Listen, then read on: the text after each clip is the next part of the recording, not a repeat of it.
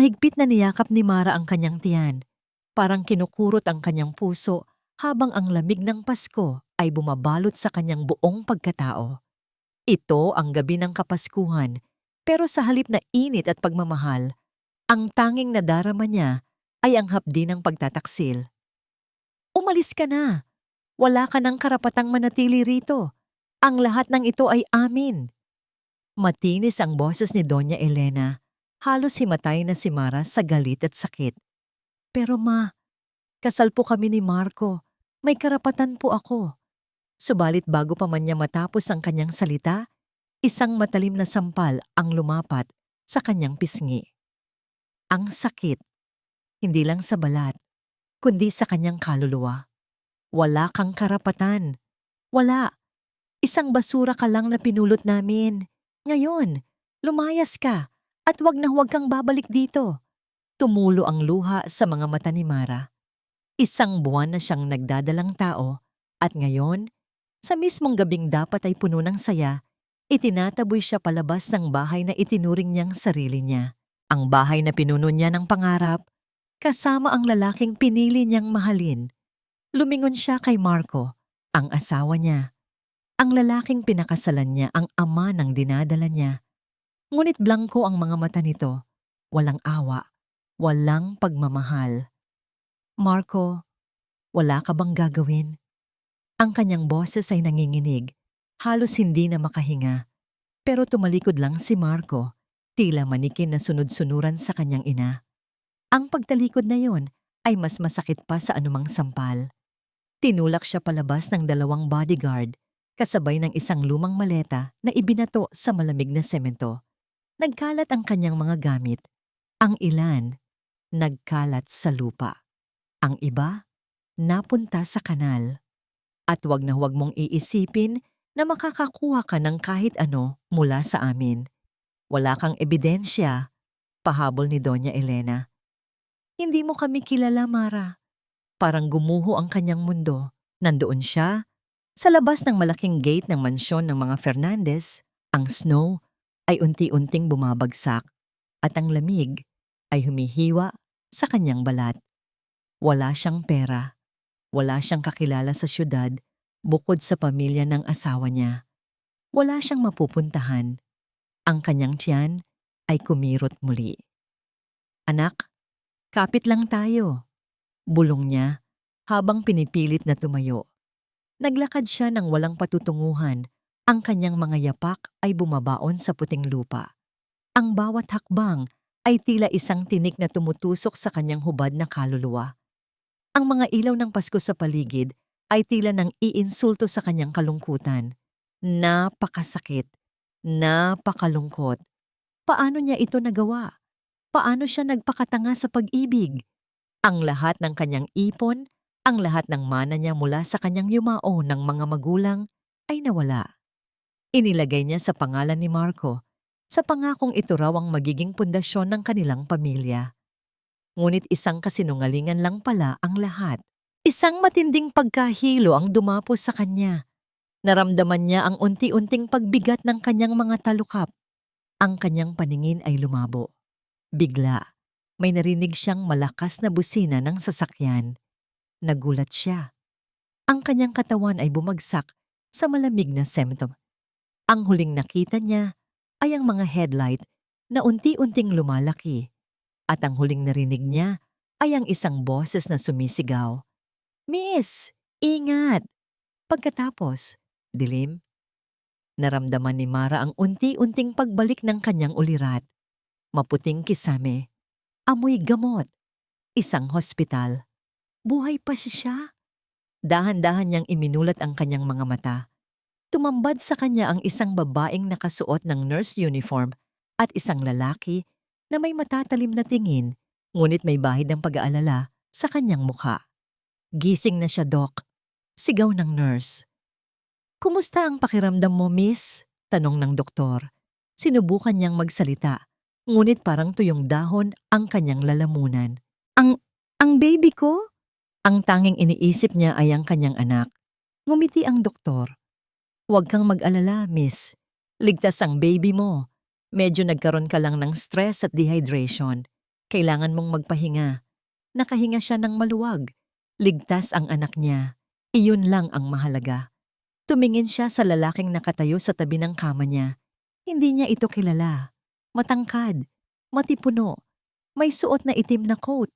Ang kanyang mga mata ay parang may pinakatatagong lihim. "Sino ka?" tanong niya. "Ako si Ramon." Sagot nito. Ang boses ay kalmado ngunit may awtoridad. "Ako ang nakakita sa iyo kagabi. Muntik ka ng masagasaan. Dinala kita dito." "Salamat," bulong niya. Kung wala ito, siguro patay na siya.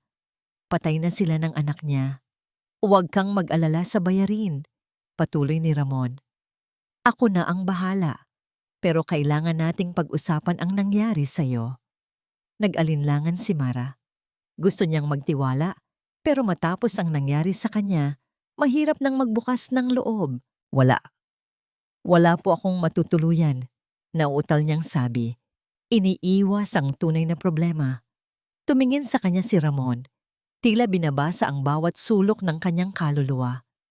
"May mali sa mga sinasabi mo. Hindi ka lang basta walang matutuluyan. May nangyari sa'yo, hindi ba?" Napayuko si Mara. Hindi niya kayang magsinungaling sa lalaking ito. Pakiramdam niya, may kakaiba sa mga mata nito. Isang pangunawa na hindi niya nakita kahit kanino. Unti-unti niyang isinalaysay ang lahat. Ang pagtataksil ni Marco, ang pagmamalupit ni Doña Elena, ang pagkawala ng lahat ng kanyang ari-arian. Pinakinggan siya ni Ramon nang walang putol. Ang kanyang mukha ay nanatiling blanko, ngunit nararamdasan ni Mara ang matinding emosyon na gumugulo sa loob nito. "Ganoon ba?" sabi lang ni Ramon nang matapos siya. "Kung gayon, hindi ito basta-bastang kaso. Hindi lang ito tungkol sa'yo." Nagulat si Mara. "Anong ibig mong sabihin?" "Kailangan mo ng abogado," sagot ni Ramon.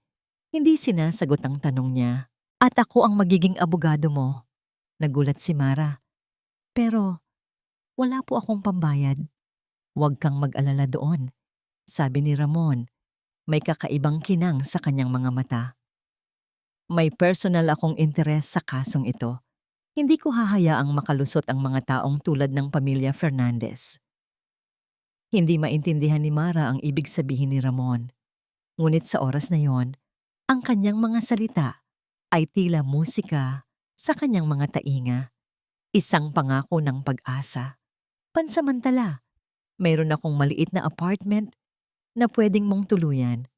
Malayo yon sa syudad, kaya magiging ligtas ka doon.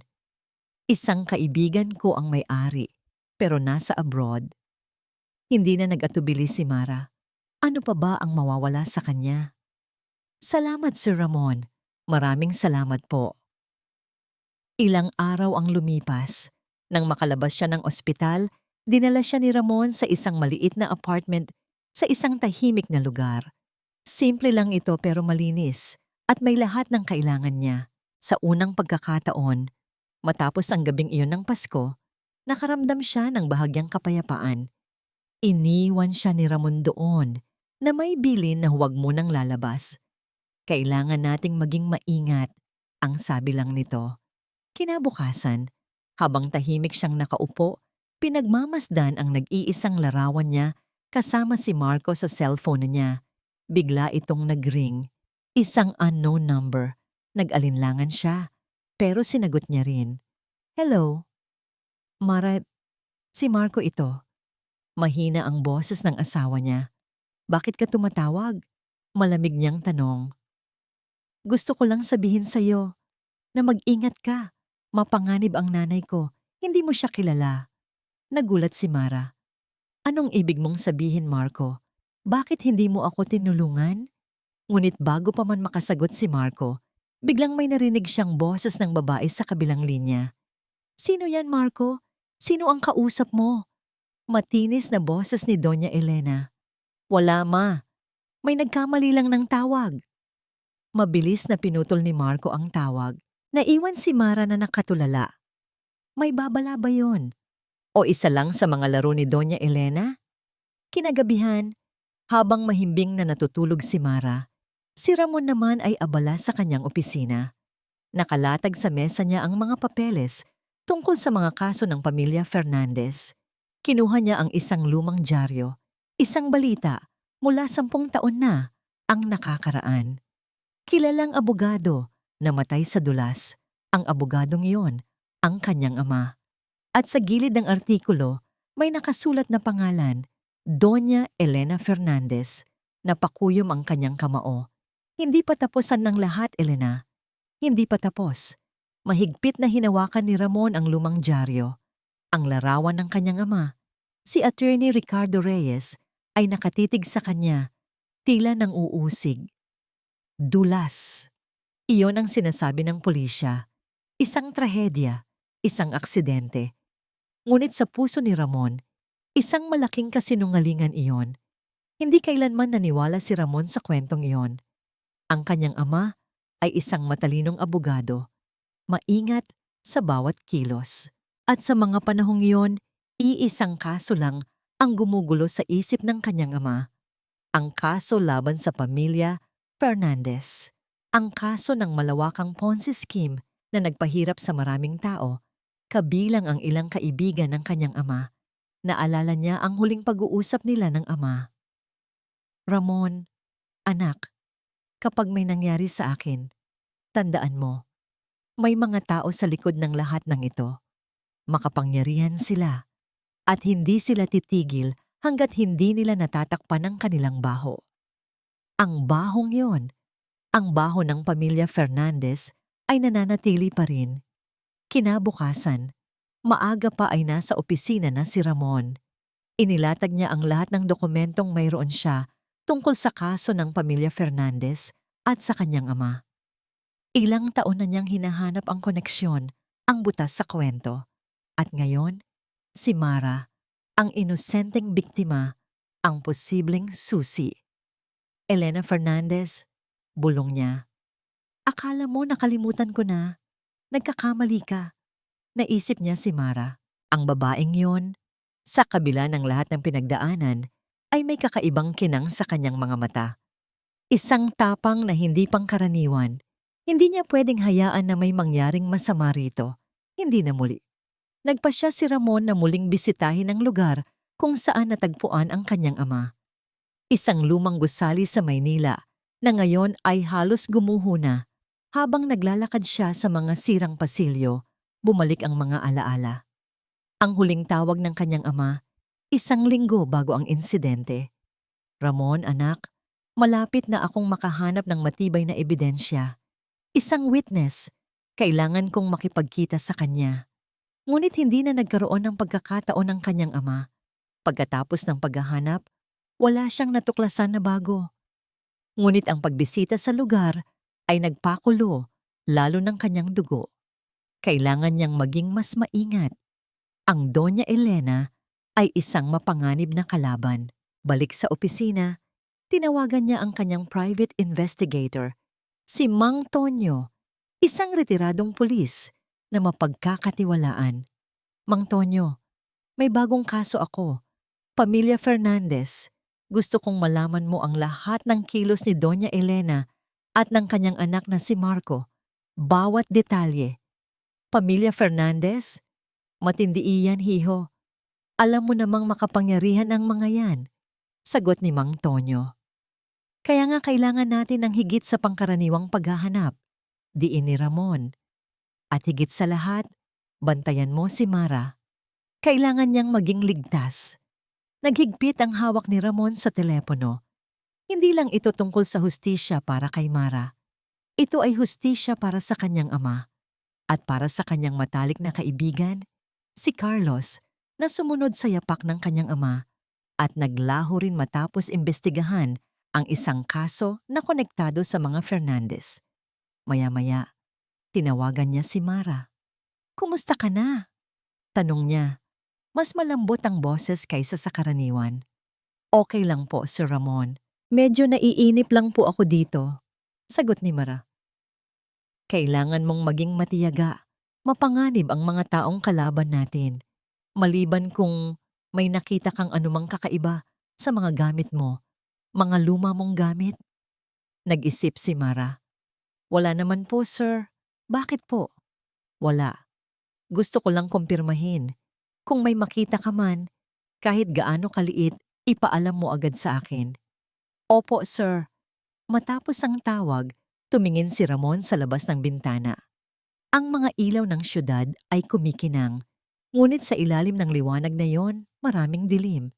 Kailangan niyang maging ilaw sa dilim na yon, hindi para sa kanyang sarili lamang, kundi para sa mga biktima at para kay Mara. Alam niyang hindi magiging madali.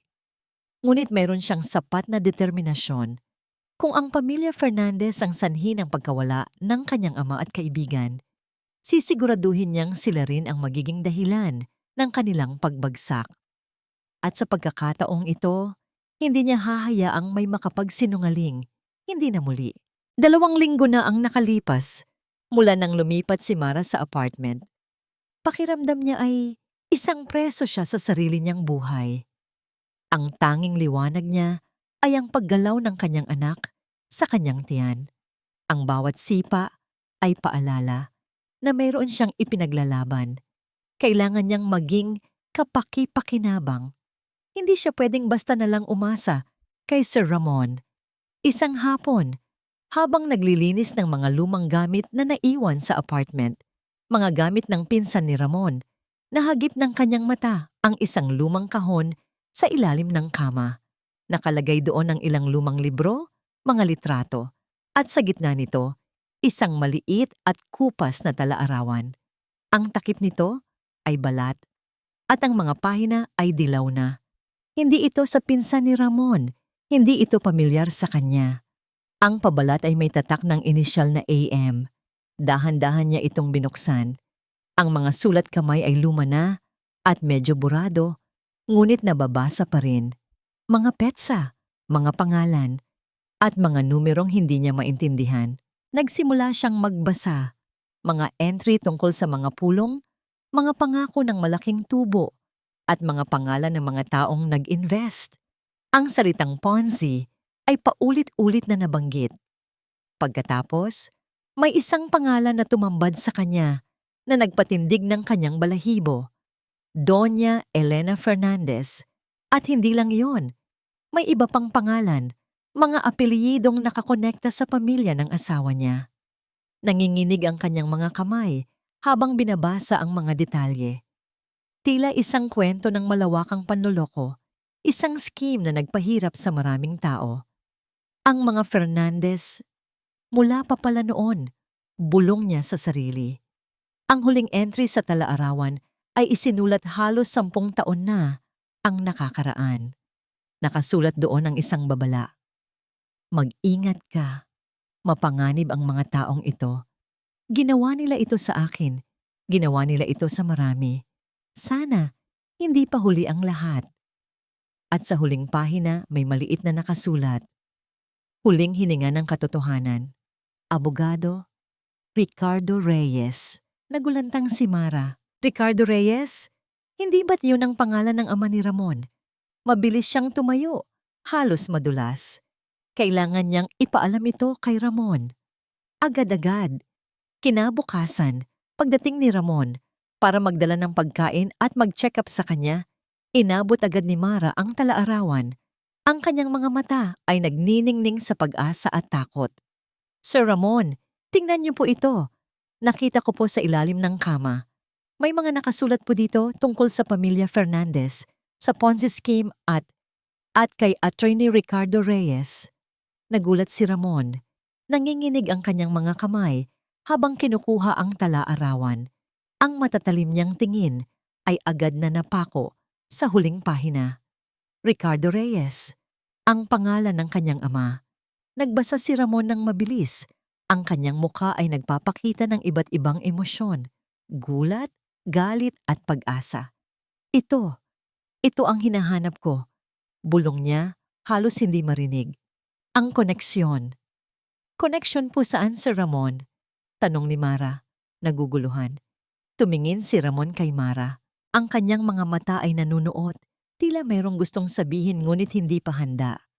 Ang ama ko, Mara, siya ang abogado na nag-imbestiga sa kasong Ponzi scheme ng pamilya Fernandez, 10 taon na ang nakakaraan at pagkatapos, namatay siya sa isang aksidente. Nanlaki ang mga mata ni Mara. Isang buong bagong layer ng panganib at koneksyon ang bumalot sa kanila. Hindi lang pala ito tungkol sa kanya, kundi tungkol sa nakaraan ni Ramon. Hindi ko akalain, bulong ni Mara. Hindi ko rin, sagot ni Ramon, nakatingin sa talaarawan. Pero ngayon, mayroon na tayong panimula. Salamat, Mara. Malaking tulong ito. Sa isang hiwalay na lugar, sa malaking mansyon ng mga Fernandez, nakaupo si Doña Elena sa kanyang opisina. May kausap siya sa telepono. Gusto kong malaman mo ang bawat galaw ni Mara. Matigas niyang sabi. At ang abogadong kasama niya, huwag mong sabihing nagtatago lang siya. May nakita po kaming isang lalaki na pabalik-balik sa lugar kung saan siya nakatira ngayon, ma'am. Sagot ng kausap niya. Mukhang abogado. Ramon Reyes ang pangalan. Napatayo si Doña Elena. Ramon Reyes? Imposible. Anak siya ni Ricardo Reyes. Bakit siya nakikialam? Nagngalit ang nangipin ni Doña Elena. Ang nakaraan ay tila unti-unting bumabalik para usigin siya. Kailangan niyang pigilan ito. Kailangan niyang sirain ang lahat ng ebidensya. Ayusin mo yan, utos ni Doña Elena. Huwag mong hayaang makalabas ang anumang baho. Dito pa lang, dulo na ng paghahanap nila. Tapusin mo ang Mara na yan, kasama ang abogadong yan. Ngayon na. Mula nang matagpuan ang talaarawan, mas naging seryoso si Ramon. Ang bawat kilos nila ay maingat. Tila naglalakad sa manipis na yelo. Mas madalas siyang dumalaw kay Mara, hindi lang para magbigay ng updates sa kaso, kundi para na rin siguraduhin ang kaligtasan nito. Sa mga panahong iyon, unti-unting lumalalim ang kanilang pagtitiwala at ang kakaibang koneksyon sa pagitan nila. Isang araw, habang pinag-aaralan ang talaarawan, napansin ni Ramon ang isang pangalan na paulit-ulit ding nababanggit, Aling Nena. Tila siya ang isa sa mga unang biktima o kaya'y may alam sa pasikot-sikot ng Ponzi scheme. Kailangan nating hanapin si Aling Nena, sabi ni Ramon kay Mara. Maaring siya ang unang susing saksi. Pero saan natin siya hahanapin, Sir Ramon? Tanong ni Mara. Matagal na yan. Gagamitin natin ang network ko. May mga tao akong pwedeng hinga ng tulong. Sagot ni Ramon. Determinadong makahanap ng sagot. Nagsimula ang paghahanap. Sa loob ng ilang araw, abala si Ramon sa pakikipag-ugnayan sa iba't ibang tao. Habang si Mara naman ay nanatili sa apartment, sumusubok na maging normal sa gitna ng lahat ng kaguluhan.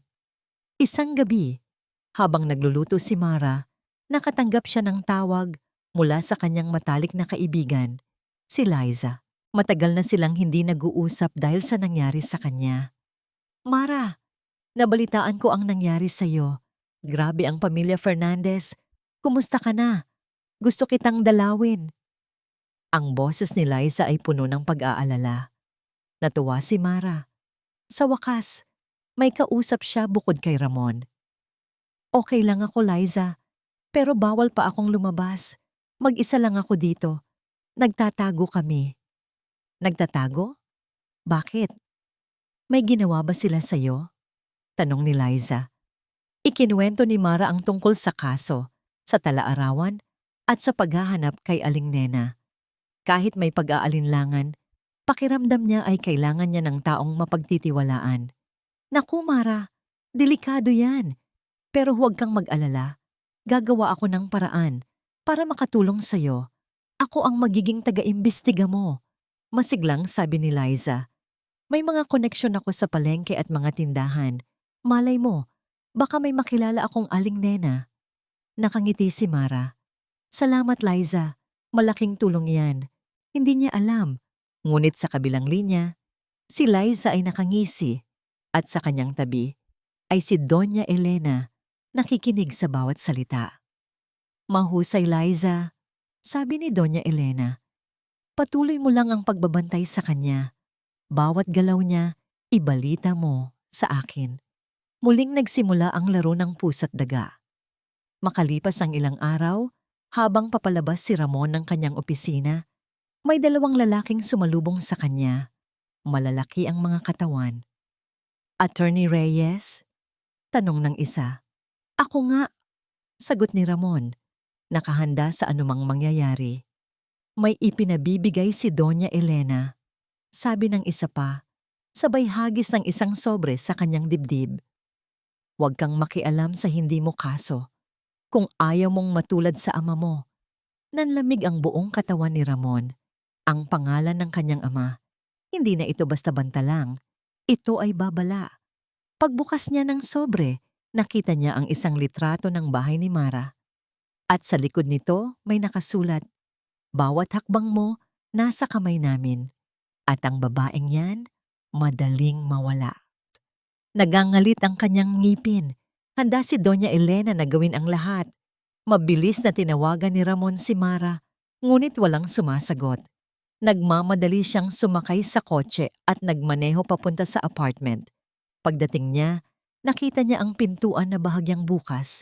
Pumasok siya, nakahanda sa anumang makikita. Nakakalat ang mga gamit sa loob. Ang mga upuan ay nakatumba. Mara? Sigaw niya. Ang boses ay puno ng pag-aalala. Walang sumasagot. Nakita niya ang sala. May isang lumang litrato, ang tanging litrato ni Mara, kasama ang kanyang yumaong ina, na nakakalat sa sahig. At sa ilalim nito, isang maliit na papel. Nakasulat dito. Nasa akin ang susi mo. Kung gusto mong bumalik ang lahat, pumunta ka sa aming mansyon. Mag-isa ka. Kung hindi, kalimutan mo na ang anak mo. Ang pirma, Elena. Napakuyom ang kamao ni Ramon. Nagtagumpay si Doña Elena. Natrap si Mara. Nanginginig ang mga kamay ni Mara habang binabasa ang liham. Ang banta ni Doña Elena ay malinaw. Kung hindi siya pupunta, mawawala ang anak niya.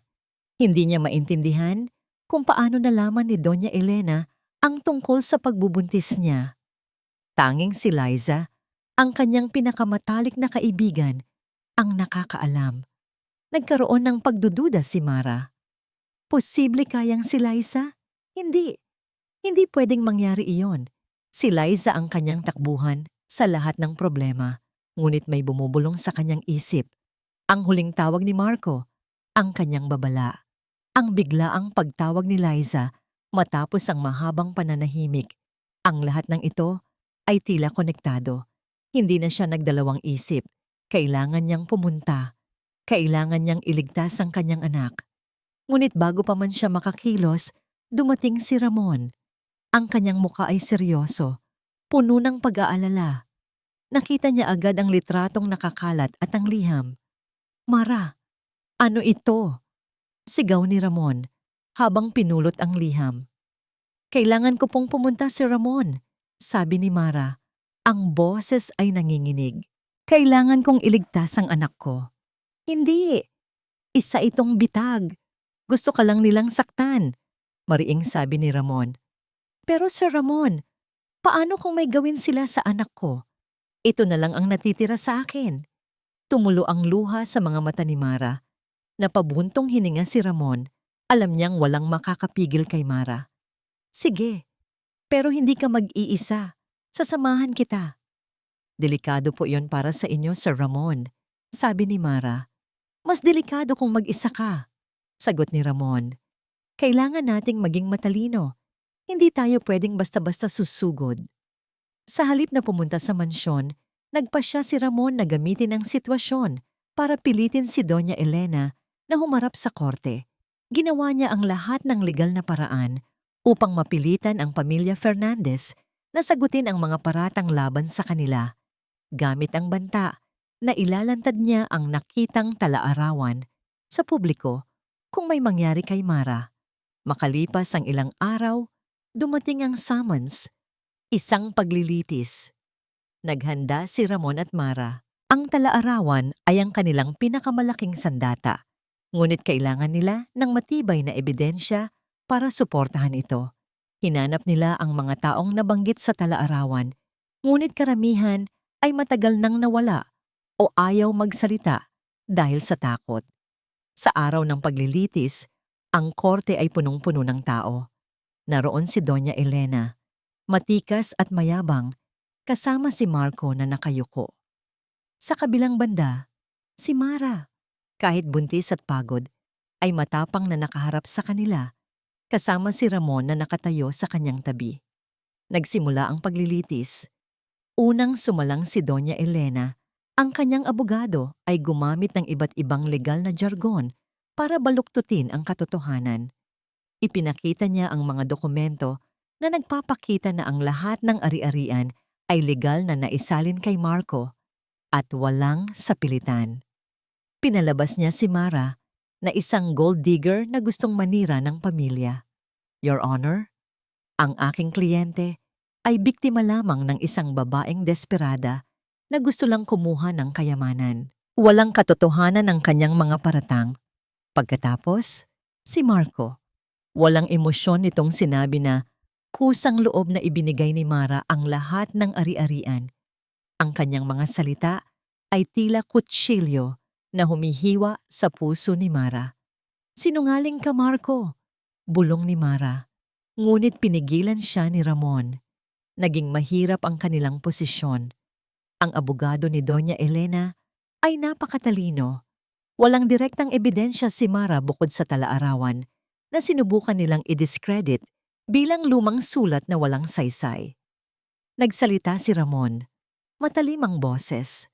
Your Honor, ang talaarawang ito ay naglalaman ng mga pangalan ng mga biktima ng Ponzi scheme na pinatakbo ng pamilya Fernandez. Hindi lang ito tungkol sa ari-arian ni Mara, kundi sa isang malawakang panloloko. Ngunit agad itong sinagot ng kabilang panig.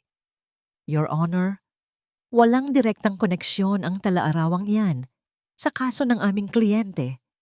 Isa itong desperadong pagtatangka na guluhin ang korte. Naging pabor sa pamilya Fernandez ang takbo ng paglilitis. Lumabas ang desisyon.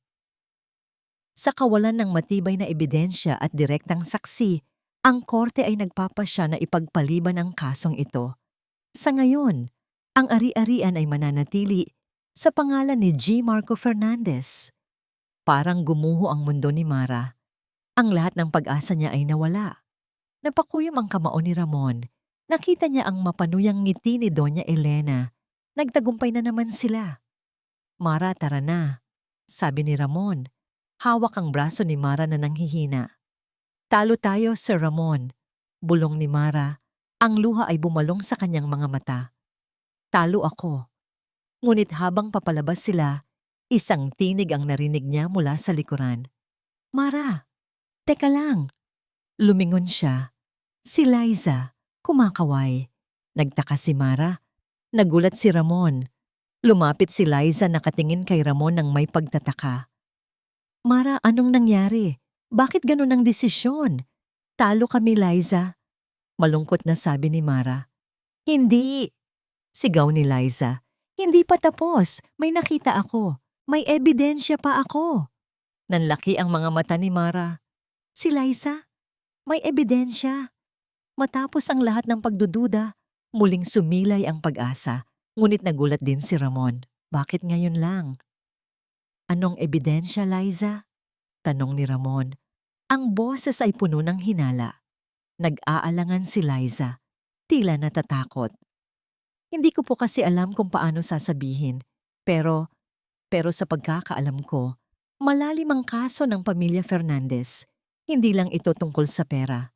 Dinala ni Liza sina Mara at Ramon sa isang liblib na kainan. Ang kanyang mga mata ay balisa.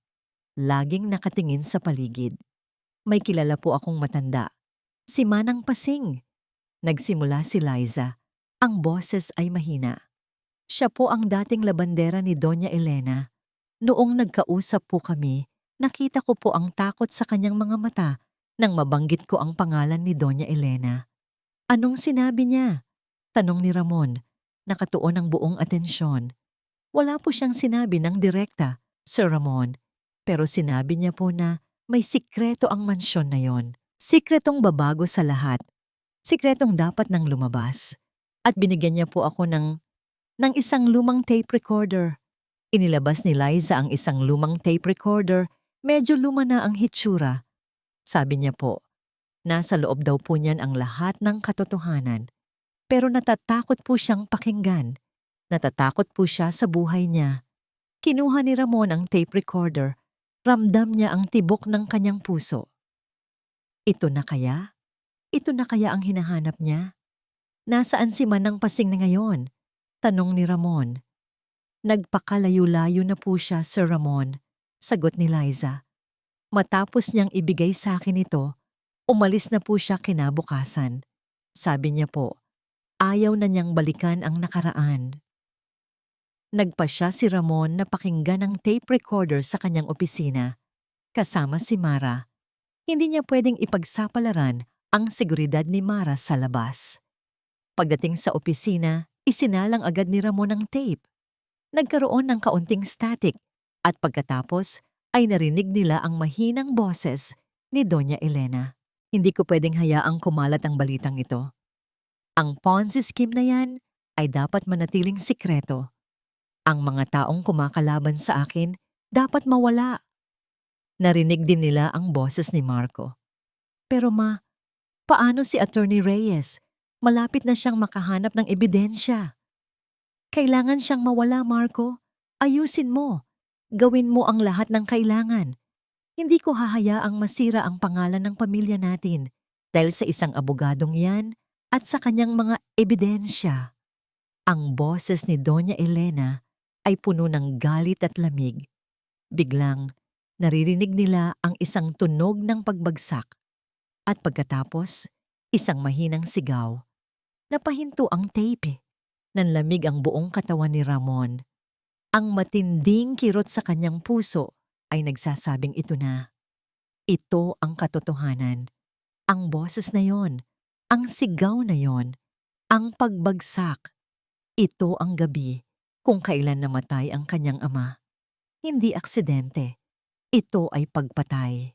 At narinig din nila ang boses ni Carlos, ang kanyang matalik na kaibigan na nagtatangkang tumawag sa pulis. Ngunit biglang natigil ang boses. Nagdilim ang paningin ni Ramon. Nagalit siya. Matinding galit. Ang lahat ng pagdududa niya ay nawala. May patunay na siya. Niyakap ni Mara si Ramon. Ramdam niya ang sakit nito. Sir Ramon, patawarin niyo po ako. Hindi mo kasalanan, Mara. Bulong ni Ramon. Ang boses ay nanginginig. Ngayon, may hustisya na ang ama ko at ang kaibigan ko. Hindi pa natatapos ang lahat. Biglang may narinig silang malakas na kalabog sa labas ng pinto. Mara, buksan mo ang pinto. Alam kong narito ka. Boses ni Doña Elena. Nagulat si Mara at Ramon. Paano sila nahanap? Si Liza. Bulong ni Mara. Siya ang nagtaksil sa akin. Ang sakit ng pagtataksil ay muling bumalik. Wala na tayong oras, sabi ni Ramon. Kailangan nating lumabas dito. Meron na tayong ebidensya. Kailangan nating dalhin ito sa tamang autoridad. Hinawakan ni Ramon ang kamay ni Mara. Pinilit na manatiling kalmado. Alam niyang ito na ang gabi ng katotohanan. Ang gabi na magbabago sa lahat. Narinig nila ang unti-unting pagbukas ng pinto. Ngunit sa likod ng pinto, isang anino ang nagmamadaling pumasok. Hindi ito si Doña Elena. Ito ay isang lalaking may itim na balabal. Hawak ang isang matalim na bagay. Mara, tumakbo ka. Sigaw ni Ramon habang hinaharangan ng pinto. Nagmadali si Mara palabas ng opisina. Ang kanyang puso ay kumakabog ng malakas. Ang kanyang tiyan ay kumirot. Nagmamadali siya, ngunit ang bawat hakbang ay tila napakabigat. Anak, kapit lang tayo, bulong niya.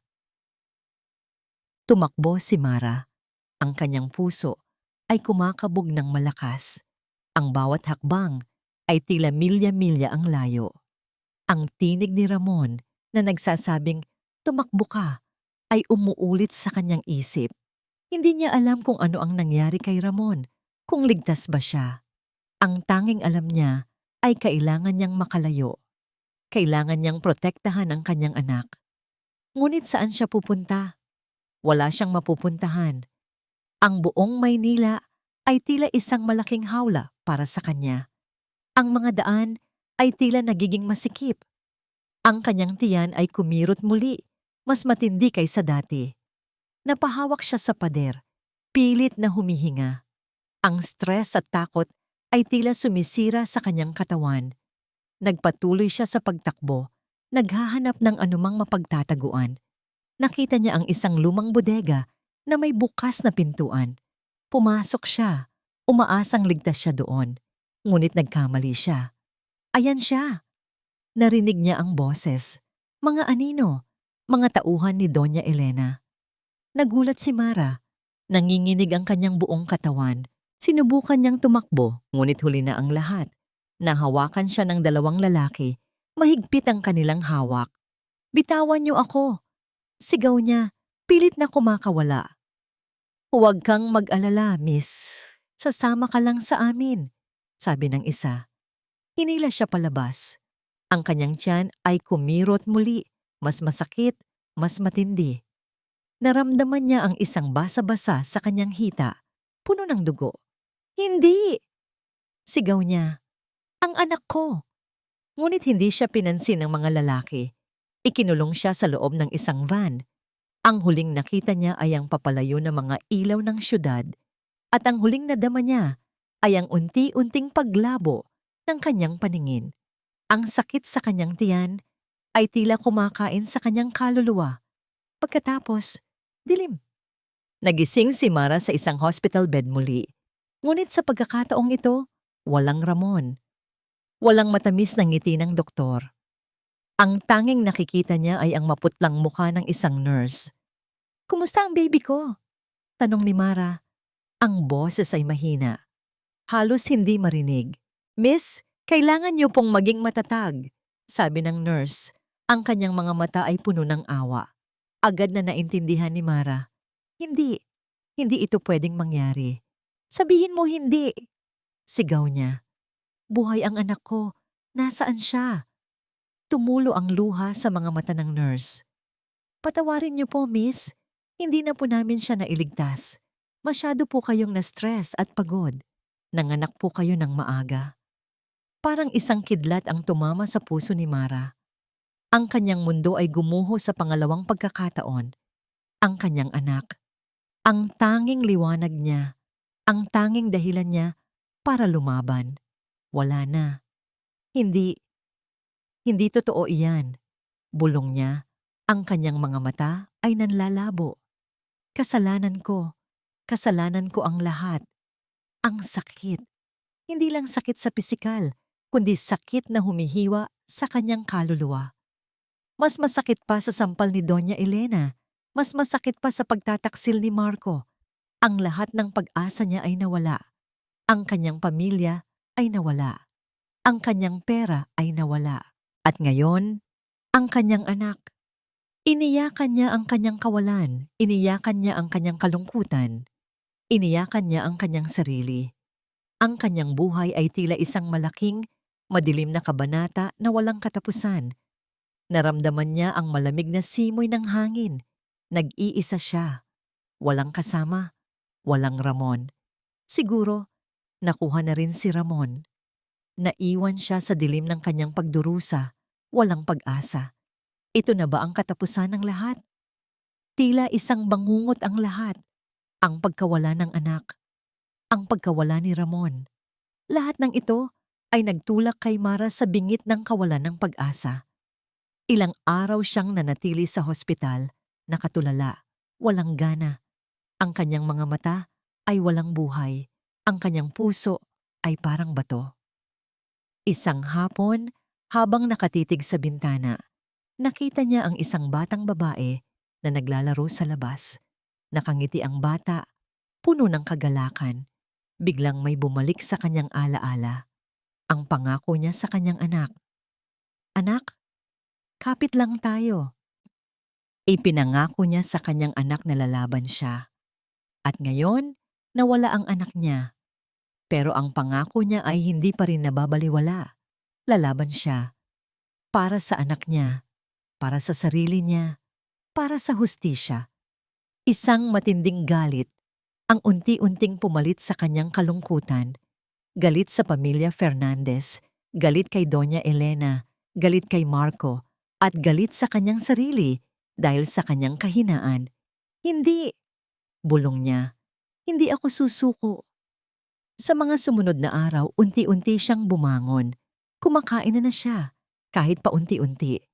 Naglalakad-lakad na siya sa loob ng hospital room. Ang kanyang mukha ay matigas. Ang kanyang mga mata ay may apoy na. Isang umaga, habang nag-iisa siya, biglang bumukas ang pinto. Si Ramon. Gulat na gulat si Mara. Nanginginig ang kanyang mga labi. "Sir Ramon, buhay ka!" "Mara," sabi ni Ramon, ang kanyang mukha ay may mga sugat at pasa, ngunit ang kanyang mga mata ay puno ng pag-aalala at pagmamahal. "Patawarin mo ako. Hindi kita naprotektahan." Agad siyang niyakap ni Mara. Napaiyak siya. Hindi sa kalungkutan, kundi sa ginhawa. Buhay si Ramon. Hindi siya nag-iisa. "Ang anak ko, Sir Ramon," sabi ni Mara. Ang luha ay patuloy sa pagtulo. Niyakap lang siya ni Ramon. Hindi na kailangan ng salita. Ramdam niya ang sakit ni Mara. "Pero si Ramon, lalaban pa rin ako," sabi ni Mara habang humihiwalay sa yakap. "Lalaban ako para sa anak ko, para sa hustisya." Ngumiti si Ramon. Isang ngiting puno ng paghanga. "Iyan ang gusto kong marinig. Hindi pa tapos ang laban. Nasa akin pa rin ang tape recorder. Ligtas ito. At ngayon, mas marami na tayong ebidensya." Ikinuwento ni Ramon ang nangyari sa opisina, kung paano siya nakipaglaban sa mga tauhan ni Doña Elena, kung paano siya nakatakas, at kung paano siya nagtago, nagpapagaling ng mga sugat habang pinaplano ang kanilang susunod na hakbang. Ang tape na yon, Mara, ito ang magpapabagsak sa kanila. Hindi lang sa Ponzi scheme, kundi sa pagpatay sa ama ko at sa kaibigan ko.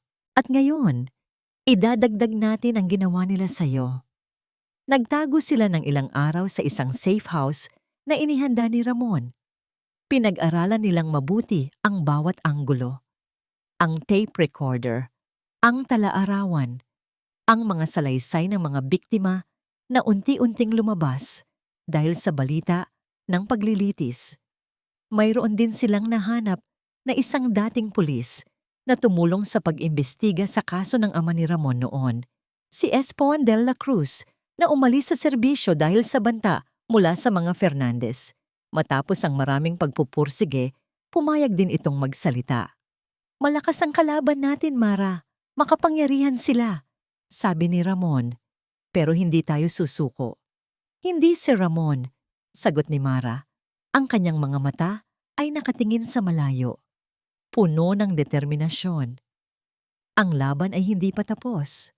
At ngayon, sisiguraduhin kong babayaran nila ang lahat ng kanilang ginawa. Lahat. Muling bumalik ang apoy sa kanyang mga mata. Ngayon, hindi lang siya biktima, siya ay isang mandirigma. At kasama niya si Ramon, handa silang harapin ang lahat ng pagsubok. Ang araw ng huling paglilitis ay dumating. Ang korte ay mas punong-puno kaysa dati. Ang balita tungkol sa paglitaw ng mga bagong ebidensya ay kumalat na parang apoy sa kagubatan. Naroon ang mga media, ang mga biktima ng Ponzi scheme, at ang mga taong naghahanap ng hustisya. Makikita sa mukha ni Doña Elena ang pag-aalala, ngunit pilit niya itong tinatago sa likod ng kanyang mapagmataas ng ngiti. Katabi niya si Marco, na mas mukhang balisa kaysa dati. Pumasok si Mara at Ramon, magkahawak kamay, mataas ang kanilang noo. Ramdam nila ang bigat ng laban, ngunit ramdam din nila ang suporta ng mga taong umaasa sa kanila. Nagsimula ang paglilitis. "Your Honor, mayroon po kaming mga bagong ebidensya na magpapatunay sa mga paratang laban sa pamilya Fernandez." Nagsimula si Ramon. Ang boses ay matatag. Hindi lang ito tungkol sa panloloko sa ari-arian ni Miss Mara. Ito po ay tungkol sa isang malawakang Ponzi scheme at higit sa lahat, sa pagpatay. Nagulantang ang korte. Nagkaroon ng bulungan. "Objection, Your Honor!" Sigaw ng abogado ni Doña Elena. "Walang basihan ang mga paratang na yan. Paninirang puri lamang." "Your Honor, mayroon po kaming patunay," giit ni Ramon. Inilabas ni Ramon ang tape recorder. Isinalang niya ang tape. Nagsimula ang pag-play ng recording. Ang boses ni Doña Elena, ang boses ni Marco, ang boses ni Attorney Ricardo Reyes, ang pagbagsak at ang sigaw. Lahat ay narinig. Nanginginig ang buong korte. Ang mga biktima ay umiiyak. Ang mga media ay abala sa pagkuha ng mga litrato. Si Doña Elena namutla. Nawala ang kanyang mapagmataas na ngiti. Ang kanyang mga mata ay nanlalaki sa takot. Si Marco naman ay napayuko, hindi makatingin sa kahit sino. Ito po ang patunay, Your Honor, na si Doña Elena Fernandez at ang kanyang anak na si Marco Fernandez ay sangkot hindi lamang sa Ponzi scheme, kundi maging sa pagpatay sa aking ama, si Atty. Ricardo Reyes, at sa aking kaibigan, si Carlos. Sabi ni Ramon. Ang boses ay punong-puno ng damdamin. Sumunod na sumalang si Espo Juan de la Cruz. Kinumpirma niya ang lahat ng detalye sa tape recorder. Pinigilan po kami noon na imbestigahan ang kaso dahil sa impluwensya ng pamilya Fernandez. Alam po namin na may mas malalim pa sa pagkamatay ni Attorney Reyes. Pagkatapos, si Mara. Matapang siyang tumayo sa harap ng lahat. Ang kanyang boses ay malinaw, puno ng lakas. Ikinuwento niya ang lahat ng ginawa sa kanya ng pamilya Fernandez. Ang pagtataksil ni Marco, ang pagmamalupit ni Doña Elena, ang pagkawala ng kanyang anak. "Nawala po sa akin ang lahat, Your Honor," sabi ni Mara. Ang luha ay bumalong sa kanyang mga mata, ngunit hindi siya umiyak. "Nawala po sa akin ang aking anak dahil sa kanilang kasakiman. Hindi po ito dapat mangyari sa iba. Hindi po sila dapat makalusot." Nagkaroon ng katahimikan sa korte. Lahat ay tila naapektuhan sa kanyang mga salita. Hinarap ni Mara si Marco. "Marco, sabihin mo ang totoo. Huwag mong hayaang manatili ka sa dilim ng kasinungalingan ng nanay mo." Napaangat ng tingin si Marco. Ang kanyang mga mata ay puno ng pagdududa, takot, at huling pag-aalinlangan. Nakatingin siya sa kanyang ina, na matalim na nakatitig sa kanya. Ngunit sa mga mata ni Mara, nakita niya ang isang pahiwatig ng kanyang dating pagkatao. Ang babaeng minahal niya, ang babaeng sinaktan niya. "Your Honor," nagsimulang magsalita si Marco. Ang kanyang boses ay nanginginig. "Ang lahat po ng sinabi ni Miss Mara ay totoo. Ang nanay ko po ang nagplano ng lahat. Ako po ay naging sunod-sunuran lang." Nagulantang ang lahat. Napatayo si Doña Elena. Ang kanyang muka ay puno ng galit at pagkabigla. "Marco, anong sinasabi mo? Sinungaling ka!" Sigaw ni Doña Elena. "Patawarin mo ako, ma," sabi ni Marco. Ang luha ay umagos sa kanyang mga mata. "Ayoko na pong magsinungaling." Isang malakas na ingay ang narinig. Nagulat ang lahat. Si Doña Elena, nawalan ng malay, bumagsak sa sahig, nagkagulo ang korte. Mabilis na nilapitan ng kanyang abogado at ilang tauhan, si Doña Elena, na nawalan ng malay. Si Marco naman ay nakatulala. Tila hindi pa rin makapaniwala sa sarili niyang ginawa. "Tumawag kayo ng ambulansya!" Utos ng hukom. Hindi nagtagal. Dumating ang mga medics at binuhat si Doña Elena palabas. Naiwan ang isang malalim na katahimikan sa korte, ngunit hindi na ito katahimikan ng kawalan ng pag-asa, kundi katahimikan ng pagkabigla at pag-asa.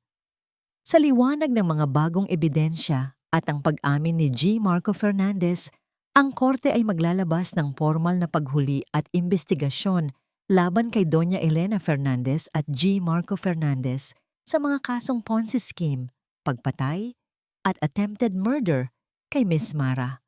Formal na pahayag ng hukom. Isang malakas na palakpakan ang pumuno sa korte.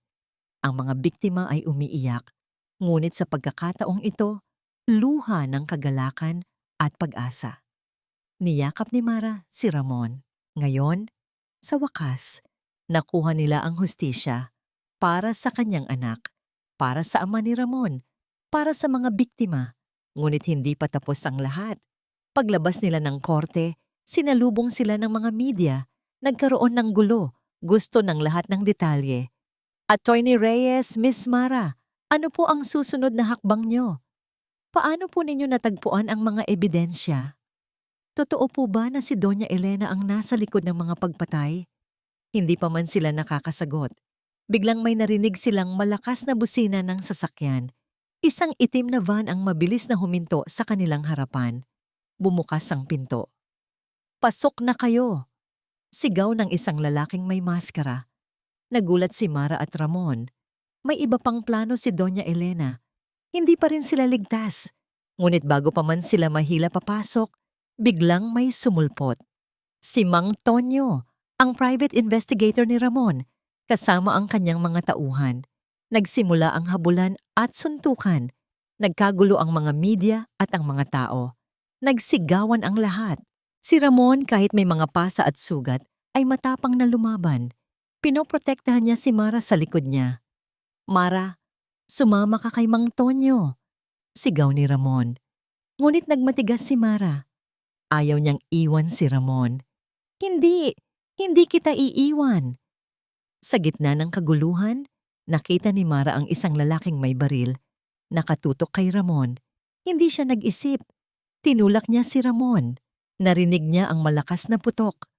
"Mara!" Sigaw ni Ramon. Naramdaman ni Mara ang matinding sakit. Bumagsak siya sa lupa. Naramdaman niya ang init ng dugo.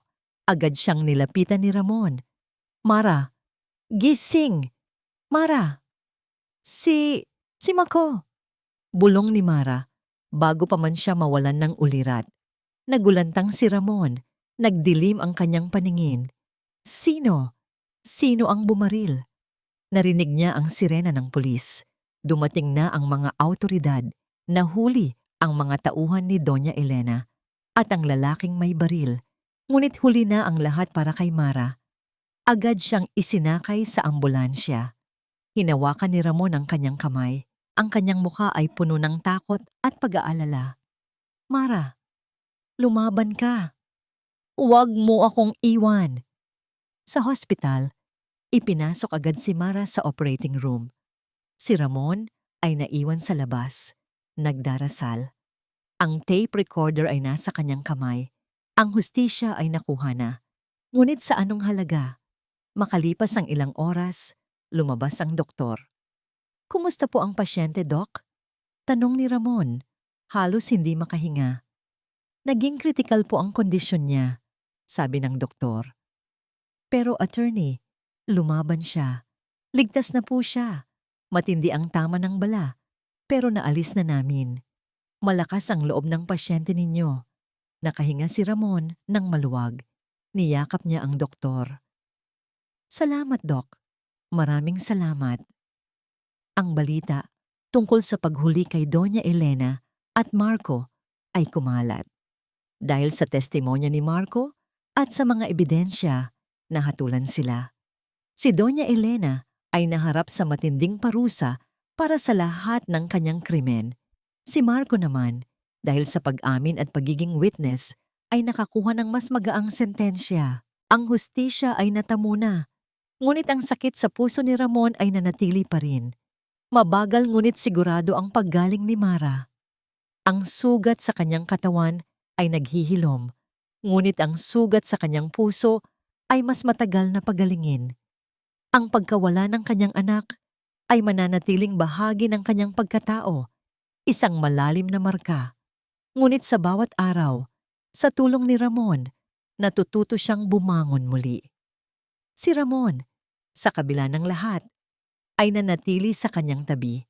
Hindi siya umalis kahit isang saglit. Ang kanyang pagmamahal at suporta ang naging sandigan ni Mara. Isang araw, habang nakaupo sila sa parke, tahimik na pinagmamasdan ang mga naglalaro na bata, hinawakan ni Ramon ang kamay ni Mara. "Mara?" Nagsimula si Ramon. Ang kanyang boses ay malambing.